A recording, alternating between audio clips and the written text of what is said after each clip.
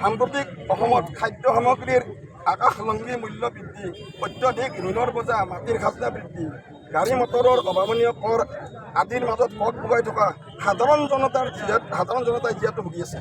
ইয়াৰ উপৰি টোল গেটৰ টেক্স বৃদ্ধিৰে সৰু বৰসকলক গাড়ীৰ মালিকক টেটুচেপা দিয়াৰ লগতে স্মাৰ্ট মিটাৰ প্ৰাপ্ত তথ্যত দেখা গৈছে যে আমাৰ নলবাৰী সমষ্টিৰ বিধায়ক তথা কেবিনেট মন্ত্ৰী জয়ন্ত মল্ল বৰুৱাই মন্ত্ৰিত্ব লাভৰ পৰৱৰ্তী বছৰত কিদৰে হোটেল বিলাহী ঘৰ মাটি আদি ক্ৰয় কৰিছে। একাধিক বিতৰ্কত সাঙুৰ হৈ পৰা মন্ত্ৰীগৰাকীৰ পৰ্বতসম স্থাৱৰ অস্থাৱৰ সম্পত্তিৰ পাহাৰ আৰু ইয়াৰ বিপৰীতে আয়ৰ উৎসৱ সন্দৰ্ভত তেওঁৰ সদুত্তৰ দিবলৈ সক্ষম হোৱা নাই।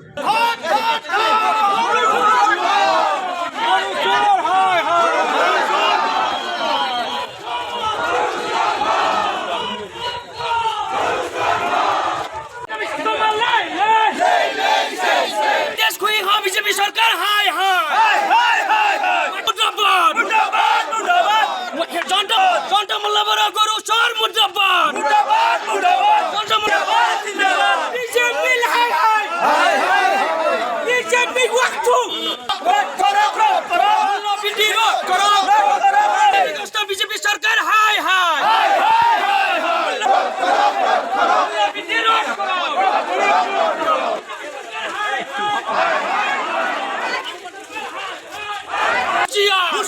গান্ধী জিন্দাবাদ জিন্দাবাদ জিন্দাবাদ গৌরব গগৈ জিন্দাবাদ জিন্দাবাদ জিন্দাবাদ গৌরব গগৈ জিন্দাবাদ জিন্দাবাদ মূল্য বৃদ্ধি, খাজনা বৃদ্ধি আৰু টোল টেক্স বৃদ্ধিয়ে সৰ্বসাধাৰণৰ জীৱন যাত্ৰা বিপৰ্যস্ত কৰাৰ সময়তে মন্ত্ৰী বিধায়কসকলে তেওঁলোকৰ পৰিয়ালৰ নামত বিশেষকৈ নলবাৰী বিধানসভা সমষ্টিক প্ৰতিনিধিত্ব কৰা মন্ত্ৰী জয়ন্ত মল্ল বৰুৱাৰ যি অবাধ দুৰ্নীতি বিভিন্ন সংবাদ মাধ্যমত ওলাই আছে, সেই অবাধ দুৰ্নীতিৰ নলবাৰীবাসী হিচাপে আমি লজ্জিত হৈছোঁ। আৰু অসমৰ মহামহিম ৰাজ্যপালক আমি জিলা উপায়ুক্তৰ জৰিয়তে এখন স্মাৰক দিব খুজিছোঁ যে মন্ত্ৰী জয়ন্ত মল্ল বৰুৱাৰ যি তদন্ত সম্পত্তিৰ দুৰ্নীতিৰ অভিযোগ আছে, সেই সম্পত্তিৰ ওপৰত তদন্ত কৰি উচিত ব্যৱস্থা কৰিব লাগে। অন্যথা নলবাৰীবাসীয়ে আগন্তুক দিনত জনপ্ৰতিনিধি জয়ন্ত মল্ল বৰুৱাই নলবাৰীবাসীক দুৰ্নীতি কৰি লজ্জানত কৰাৰ প্ৰতিবাদত আন্দোলন কাৰ্যসূচী অব্যাহত ৰাখিব। চলি থকা গীৰ গাইৰ সম্পৰ্কত যিখিনি কথা ওলাইছিল তাৰ পিছত ধাৰাবাহিকভাৱে তথ্য জনাৰ অধিকাৰৰ অধীনত আৰু প্ৰতিদিন সংবাদ গোষ্ঠীয়ে যেনেধৰণে নলবাৰী সমষ্টিৰ বিধায়ক তথা মন্ত্ৰী জয়ন্ত মল্ল বৰুৱাৰ সা সম্পত্তিৰ হিচাপ দি আছে, এই কথাটোত যদি আমি সকলোৱে চাওঁ তেনেহ'লে এই সম্পত্তিখিনি আহৰণৰ বেছিভাগেই 2023 চনৰ 1 ফেব্ৰুৱাৰীৰ পৰা আৰম্ভ হৈছিল।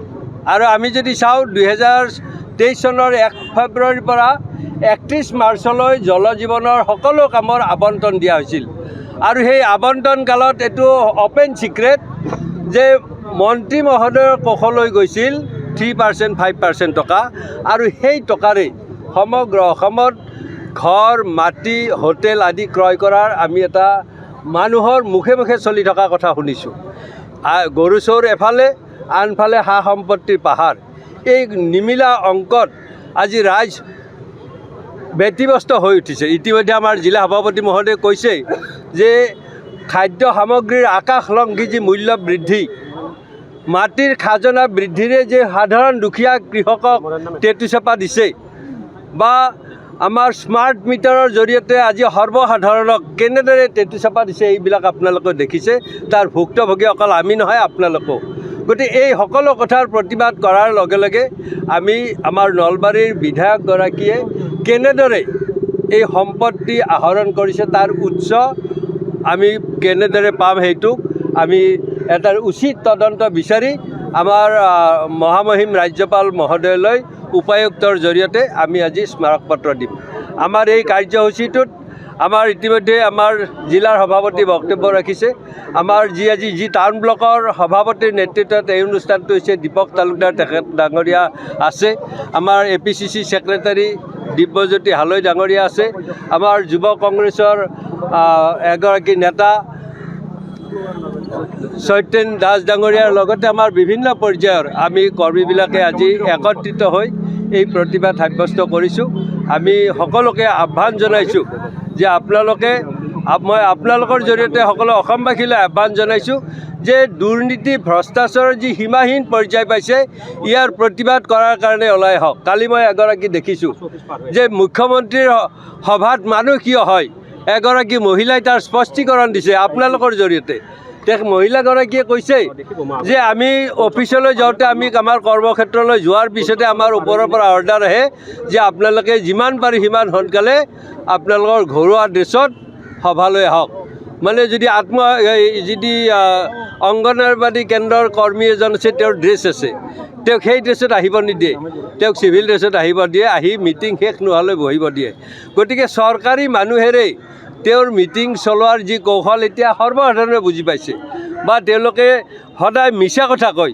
যেতিয়া গীৰ গাই কলাল তেতিয়া মুখ্যমন্ত্ৰী মহোদয়ে কি কৈছে যে মন্ত্ৰিত্ব গ'লে কি কৰি খাব, গতিকে তেওঁলোকে গৰু গাই পুহিছে। কিন্তু এতিয়া যিমান সম্পত্তি কৰিছে গৰু গাই তেওঁলোকে পুহিব নালাগে, তেওঁলোকে সেই হোটেল চলাইও খাব পাৰে। অকল দিছপুৰতে যে হোটেল খবৰ পাইছে এইটো নহয়, তেজপুৰতো হোটেল আছে, ছিগনেট হোটেল নামৰ এখন হোটেল মন্ত্ৰীগৰাকীৰ আছে। গতিকে ইমান যে অলেখ সম্পত্তি কৰিছে তাৰ এটা উচিত তদন্ত বিচাৰি আমি আজি স্মাৰক পত্ৰ দিব আহিছোঁ। নলবাৰী জিলাৰ অন্তৰ্গত আমাৰ টাউন ব্লক কংগ্ৰেছ কমিটি আজি এই প্ৰতিবাদী কাৰ্যসূচী লৈছে।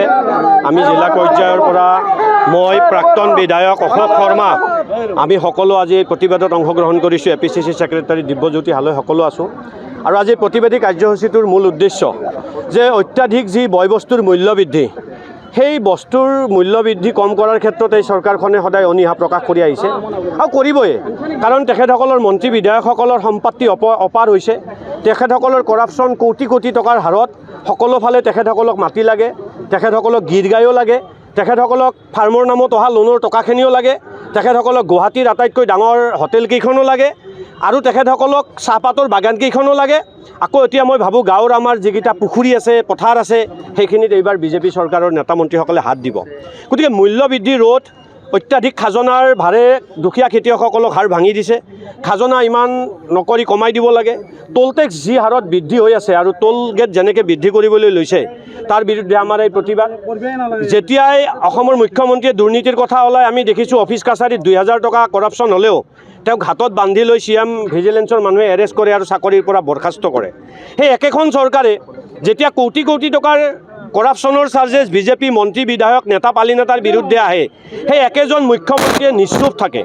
তেতিয়া আমাৰ সন্দেহ উপজে যে জিৰ' টলাৰেঞ্চৰ চৰকাৰৰ মুখ্যমন্ত্ৰী বুলি কোৱা হিমন্ত বিশ্ব শৰ্মা ডাঙৰীয়াই সকলোৰে পৰা ইয়াৰ ভাগ বিনিময়ত জড়িত থাকে নেকি? অন্যথা তেখেতে ব্যৱস্থা গ্ৰহণ কৰিলেহেঁতেন। যেতিয়াই কৰাপশ্যনৰ চাৰ্জেছৰ কথা আহে তেতিয়া ইনভেষ্টিগেশ্যন দিলেহেঁতেন, দিব নোৱাৰে। কাৰণ ইনভেষ্টিগেশ্যন দিলে প্ৰথম ইনভেষ্টিগেশ্যনটো দিব লাগিব অসমৰ মাননীয় মুখ্যমন্ত্ৰী হিমন্ত বিশ্ব শৰ্মা ডাঙৰীয়াৰ সহধৰ্মিনী আৰু তেওঁৰ পৰিয়ালৰ বিৰুদ্ধে। দ্বিতীয় অভিযোগ দিব লাগিব পীযুষ হাজৰিকা, জয়ন্ত মল্ল বৰুৱা ডাঙৰীয়াৰ ব্যক্তিগত আৰু তেওঁৰ পৰিয়ালৰ বিৰুদ্ধে। গতিকে সেইটোতো তেখেতে কৰিব নোৱাৰে। গতিকে জিৰ' টলাৰেঞ্চৰ চৰকাৰ বুলি কোৱা এখন মিছলীয়া চৰকাৰ, যিখনে জিৰ' টলাৰেঞ্চ নহয়, কমিশ্যনৰ অংকত ব্যস্ত। আজি জল জীৱনত কিমান % দিব লাগে আমাক নুসুধিব, আপোনালোকে ষ্ট্ৰিং অপাৰেশ্যন কৰক, ঠিকাদাৰসকলে ক'ব। বিল নাপাই ককবকাই আছে। এইভাগে গাঁৱৰ মানুহে পানীৰ পাইপটো বহাই থৈছে, কোনো জল জীৱন মিছনৰ পানী নাপায়। গতিকে এই সঁচা কথাবিলাকৰ প্ৰতিবাদ চলিব। PM কিষাণ নিধিৰ টকা খবৰ ল'ব কোনো সঁচা কৃষকে পোৱা নাই। বিজেপিৰ কৰ্মকৰ্তাসকলক 7-8টা একাউণ্টত এটা পৰিয়ালতে ভগাই ভগাই দিছে। আৰু এইটো মই কোৱা নাই, ভাৰতৰ সেই সময়ৰ এগ্ৰিকালচাৰ মন্ত্ৰীজনে কৈছিল যে 5000 কোটিতকৈ অধিক কৰাপশ্যন PM কিষাণ নিধিত হৈছে, আৰু অসমত আটাইতকৈ বেছি ভুৱা কৃষকৰ নামত এই টকা ভৰাই দিয়া হৈছে। কিন্তু তাৰপিছত স্বচ্ছ মুখ্যমন্ত্ৰীজনে আজিলৈকে কিয় নিমাত থাকিল?